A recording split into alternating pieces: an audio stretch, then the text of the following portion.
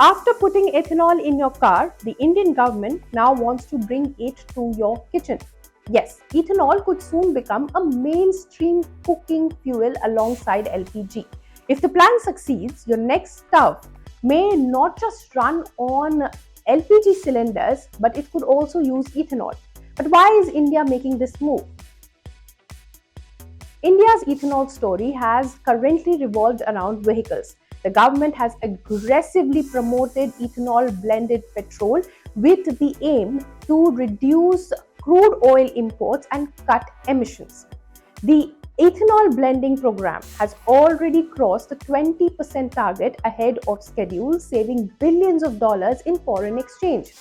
Now the government wants to replicate that success inside Indian homes. According to reports, policymakers are working on introducing ethanol as a cooking fuel with dedicated ethanol compatible stoves and fuel canisters. Instead of replacing LPG entirely, though, ethanol would be initially offered as an alternative, particularly in areas where it could be more practical or economical. The idea isn't entirely new. Countries like Brazil have used ethanol as a household cooking fuel for years.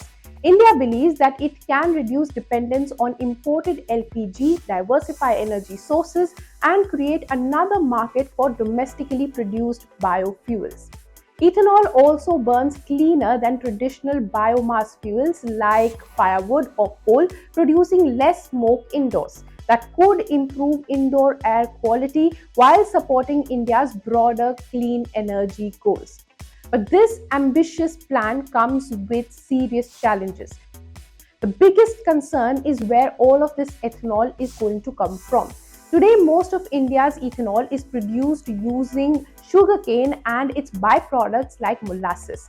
As demand has increased, the government has also allowed ethanol production from food grains such as surplus rice and maize. Critics argue that diverting edible crops towards fuel raises an uncomfortable question. Should food be used to power cars and kitchens when millions still depend on affordable grains? Food security experts warn that if ethanol demand continues to rise, farmers may shift towards fuel crops instead of food crops. That could distort agricultural patterns and eventually put pressure on food prices. Then there is a water problem too. Sugarcane is among the most water intensive crops in India. Producing large quantities of ethanol from sugarcane means consuming enormous amounts of water, especially in states like Maharashtra and Karnataka, which frequently face droughts and groundwater depletion.